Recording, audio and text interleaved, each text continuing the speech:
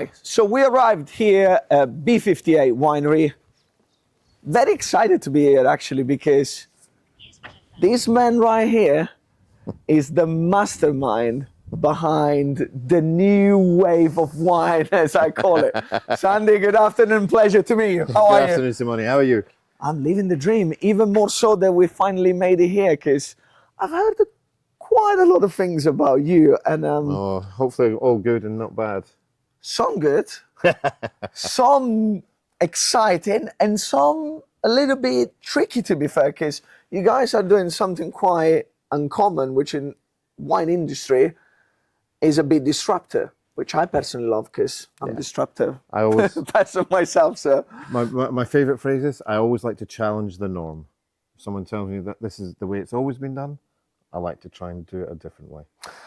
Which reverts back also to South Coast Wine Festival, because obviously we're not your common wine festival. We're not just for the trade, and we want to do something that is different, especially with the documentary as well, that is breaking that mold, is creating something that is different and changing the way that people perceive things. So in a nutshell, would you say that you changing the wine game?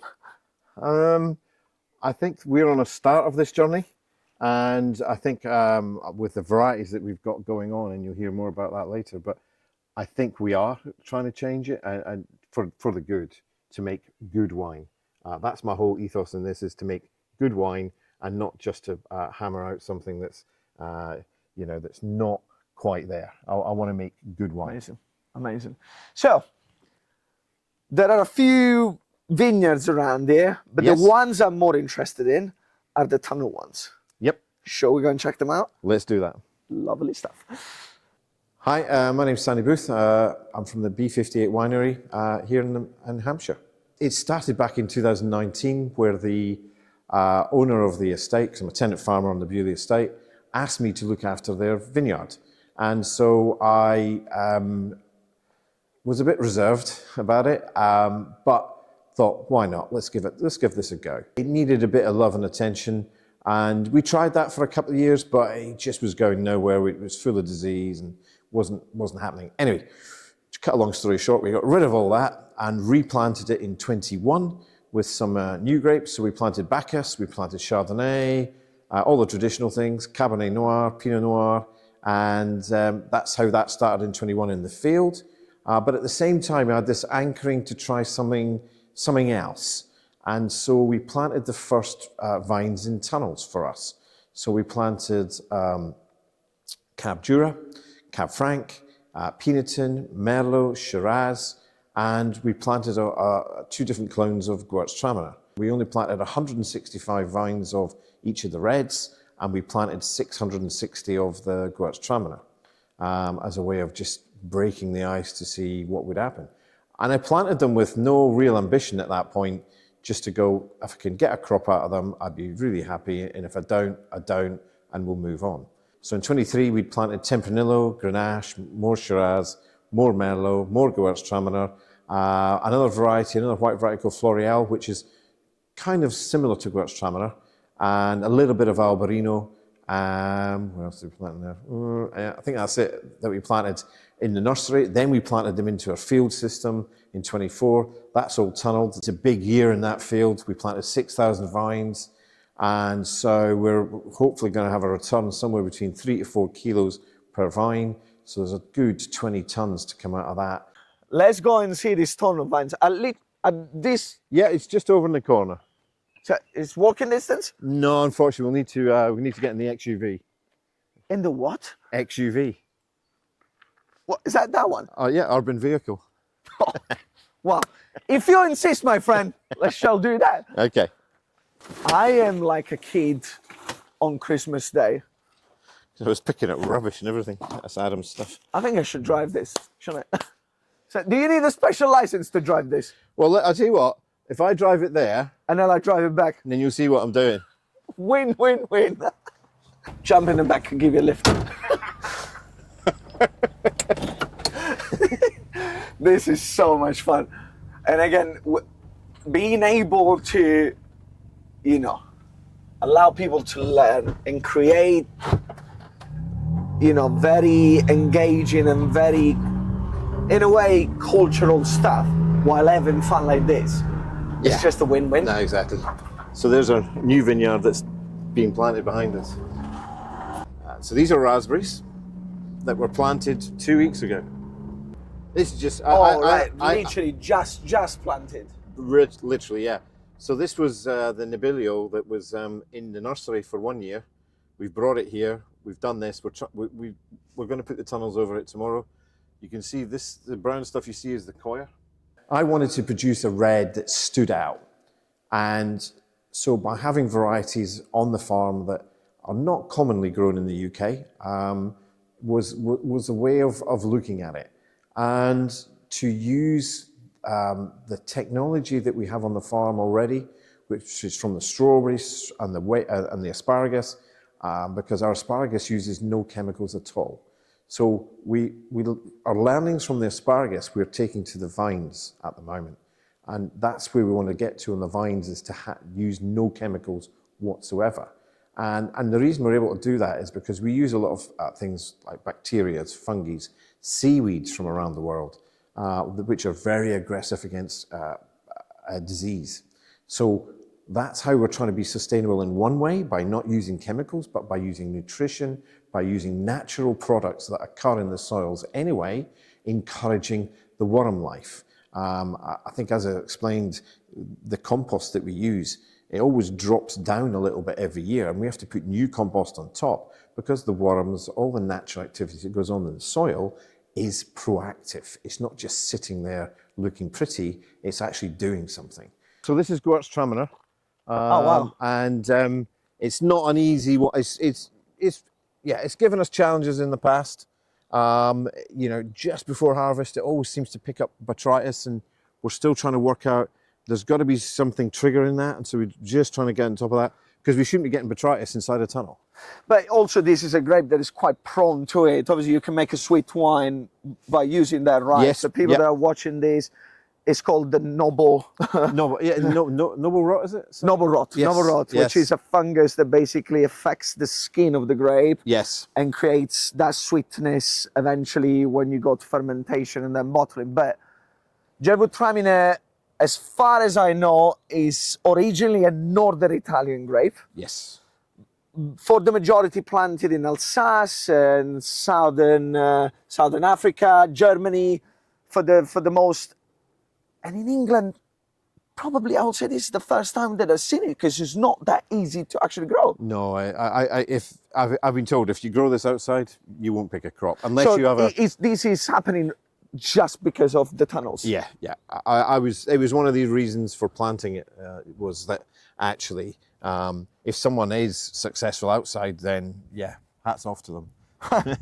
but it's a very, it's got that lovely aromaticness which is one of the reasons I liked this grape. And also because, again, it's difficult. It's outside of the common varieties that people grow here in England. And Yes. another thing for people that I think is quite good to know, Gewürztraminer, the skin normally on a mature grape is like quite bright rosé. Yeah, it's a rosy colour, yeah. And people mistake that thinking, oh, it will be a red wine type of grape, but it's not. It's a white wine type of grape. And this is what makes it even more unique and It's lovely. quite amazing to see it down here. Yeah, it's lovely to eat fresh as well. You can't stop once you start eating one of them. I guess we'll have to come back for that if you don't Oh, mind, you're because gonna I have never to. tried that. So. Yeah, you have to come back mid-October is normally when we harvest. Sacrifices of the job. Actually, that's another thing to talk about. Harvest, generally speaking, for Italy, France, Spain, Portugal, will be late August, beginning of September. But in England, we're talking beginning of October, middle September October. is normally outside, and October to even November we've been picking in here. So we can't just go, right, it's got a lovely crop on it and leave it alone. We got to go, right, we now know that we want about 12 bunches on each vine of the reds to give us 4 kilos of grapes. That's the rule of thumb that we've got. So we've learned something. Balance. We've learned something in the past 2 or 3 years that we've been doing it. But seeing these here right now, it's you see that it's crazy. You can see the top of the post. These vines will be 2 foot above the top of the posts when we get there. But it's interesting as well. So you've got the two wires there. So we'll strip all the leaves between the two wires down to the single wire so that the grapes are all exposed. And as long as we've got a good meter of foliage above the top of the wire, On the top of it, right. That's the photosynthesis going on to power to power the grapes. And would you say this is the most difficult one to grow here at the moment? Yeah, I would actually. Of everything, the reds are a lot easier to manage than the Gewürztraminer. And I'll find out about the other whites soon enough. Well, shall we find out about all of them together, shall we? Exactly. Follow me, good sir. I will take you back to the homeland. Perfect. So, Sami, thank you very much for taking us around and showing, all of the great stuff that you do and all the innovation and sustainability behind what makes B58 so unique. So, I think it's now the moment of the truth. I see 4 bottles. Yes. Do you want to tell us what they are? Yeah, we'll start with the Gewürztraminer here. It was a grape that I really enjoyed drinking myself, and I thought, right, let's have a go at this. And it's proven it's not an easy one to grow. It has its issues, but the result is sitting in front of you now. And I just think it's a lovely, aromatic, quite dry, but it's got a lovely, on the nose as well. You could sniff that one all night. All day as well, if you ask me. Oh, beautiful. It's just floral. It's quite body. But it's rounded. It doesn't come very acidic on the nose. Yeah, we had some in the wood barrel and some not in the wood barrel, so that's what gives it that roundedness too. I mean, you have the natural elements of the grape itself, so the lychees coming through. But I have a bit of gingerbread, marzipan, and it kind of coats the throat, doesn't it? It's very gentle. Yeah. It's very, I will say, creamy as well. Yeah, it gives you that nice texture in the back of the quite throat. dangerous, I would say, because it doesn't even feel that alcoholic, so you could drink quite a lot without even realizing that. Yeah. But would you say this is the most difficult out of the 4 to make? I think so, yes. I think as far as grapes, as in growing the grapes, it is the lady of the bunch. It needs a lot of looking after, that's for sure. Ooh, doggy. This is... I want to be the first one that goes, I've made a red that most people will enjoy drinking. I have made a Gewürztraminer that most people will enjoy drinking compared to the Alsace region in France, for example. So you want to be a pioneer? I want, yes, for sure. And talking about pioneering, the colour of this rosé here, again, quite different in normality. It is slightly different, but that shows you the reds that have gone into here. So this is Cab Noir, Pinot Noir, and a bit of Domfelder in there as well, so that we could get to a reasonable rosé. But you've got to remember, this is my first rosé that I've made. Out of grapes, again, outdoor. This is not in tunnels, the rosé. So this was made outdoors. But going forward, we will be using maybe some of the reds. So for example, I was in France learning how to graft vines probably a month ago. And in that area, they use Grenache to make rosé. Yeah. So maybe the Grenache we've planted will actually just make the rosé going forward. Who knows? It's amazing what you see elsewhere. Okay, so this is quite a lot going on here. I think it's young still. It's settled a bit. It's a bit of acidity. Yeah. It doesn't feel like a rosé. I will tell you that to me it feels more like an Italian house wine made like by families. Okay. Just compliment. Yeah. So it tastes healthy. Okay. It tastes not like a common rosé will taste. And with that, some people will like it, some people won't like it. And also comes the element of, are you drinking this as an aperitivo wine in the sunshine, having a good vibe? Are you pairing this with maybe some light meals? Because again, it's not that light. I think the funniest thing, people say to me, I thought rosé was made with white and red. Well, it's a blend. It's a blend. Yeah. Yeah, and it's the funniest thing, but yeah. But was it new to you as well when you had to make rosés? Like, was it skin contact and all of that to learn in the first place? Yeah, it's amazing. I've learned so much in the past 3 years about not just about how to grow wine, but it's the oenology side of it, which is understanding the blending, how grapes go together, or how to get so much out of a bit of wood, a bit of tank, to give it a bit of body, but you don't want too much oak, or it's just all oak and nothing else. So yeah, it's a lot of learning. And it's a fine balance between all of that. And again, people think, you press the grape, you let it ferment, you put it in the bottle, that's it, job done. Yeah. It's actually not. It's quite... It's pretty intense. Yeah. September, October can be pretty fraught with deciding what is being done with what, and then actually you're going, oh, so we're not using that this year because it's not quite there yet. Just to give you, before we touch on the reds, is that the Beauty Red is 2 grapes really only, which is Pinotin and Cab Dura. And Cab Dura's got this lovely deep colour, and it's got this lovely fruitiness about it. And I quite liked one of the descriptions that we've had from one of the critics that we've had before, and it was that the Beauty Red will attract the younger generation because it's light, it's fruity, it's flamboyant, whereas the B58 Red is more for the older generation who will enjoy something that's got a bit more character. Yeah, a bit more character, a bit more body to it, higher percentage in alcohol as well. So we've managed to get the Beauty Red is 11.8 and the B58 Red is 13.5. Let's go for it. You must have learned by now you need to do eye contact when you chill with an Italian. Really? Oh yeah. It's an unwritten rule. Oh. It's a matter of respect. You respect somebody when you look at them in the eye when you drink wine. So, what do we have in here is the first red, which will be the Beauty Red. Yes.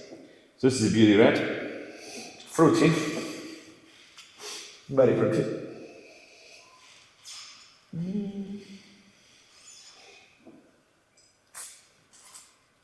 Again, to me there is an element of a house wine in Italy, which again translates to me to a very natural wine. Yep. To a non-commercial structure of a wine, where you can really feel the grape, where you can really feel the fruitiness of the pulp and everything that goes with it. The learning curve we've had on this already is that we didn't put this in, none of that red were in oak, in a wooden barrel. They were all just in stainless steel tanks. But for 24, we actually put 220 litres of it into a barrel because we just felt it needed a little bit of an oakiness to the background of it because it's maybe too fruity. I think you are 80% of the way with the whites, probably 40% of the way with rosé, and 60% of the way with this red, which year one is a great place to be. Yeah, because I can assure you, I've personally been and I've personally tasted wines that have been there for 3, 4, 10 years, and they're not even there yet. So. Okay. Well, that's a nice compliment. Because that's encouraging. Mate, you've been doing wine for 4 years. No, not even that. You've been doing wine for 2 years. Yeah. Well, yes. Yeah. First harvest, 23. Yeah. 2 years you've been making wine. Yeah. That's exciting. exciting. You should be well excited with this. Which brings us to the last one, which Yes. I guess it should be the one that we're most excited about. Well, I'm most excited about as in reds, and basically this is 30% Merlot, 30% Cab Franc, 30% Shiraz, and 10%-ish of Cab Jura.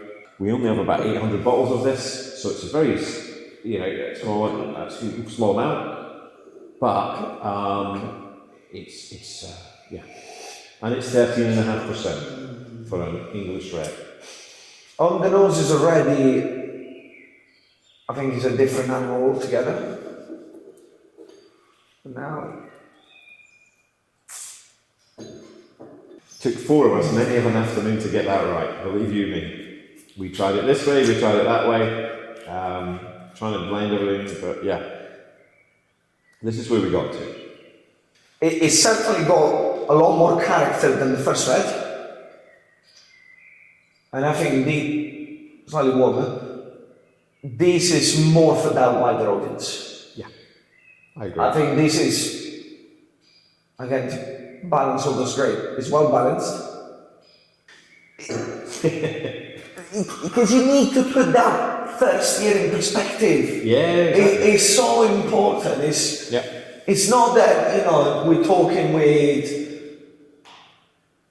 a number of vineyards that have been doing this for 20 years, that you tried, you made mistakes, you learned from it, then you changed, then you've been through the thick and thin of it. You 2 deep. Yeah, you're 2 years deep. Congratulations. Thank you very much. Thank you. Being a year 1 production, you should be over the moon with it, because there are so many things that can go wrong. In just creating one bottle of wine, there is so many factors, there is so many variables, there is so many things that people don't understand. And to have 4 finished products, when normally next year you should make your very first strong harvest. Again, congratulations, this is a very exciting place to be, and honestly, it has been a real honor and pleasure to be here. Thank you for teaching us all about what you guys do and your passion and where you want to go and where you want to be. No, thank you for spending the time here today. It's been a real pleasure to have you here, and really just to show what we're all about, and it's we're on a learning curve, but this is the beginning of something that could be so different to what's going on, and that's what it's about. It's about being slightly different, and I don't care if I've still got all them bottles over there in the next 2 years. It's fine, because I know they'll just become better through time. So I think I'm excited about it. I really am. There is a lot to be excited about, to be honest. A lot to be excited about, and I can only see this as being the very beginning of something big for the whole of the UK, if I'm honest. Oh, okay. So while we talk about the bottles that you just made, and I think long term you literally aiming for something bigger probably than just this. So yeah, it could be. Maybe all the strawberry fields become wine fields. Who knows? You never know, but I guess, this is a very exciting journey, and we're very excited to have the South Coast Wine Festival in August. Thank you very much. I'm really looking forward to August. Likewise. Yeah. Thank you, Sandy. Appreciate it. Thank you. See you in the next episode.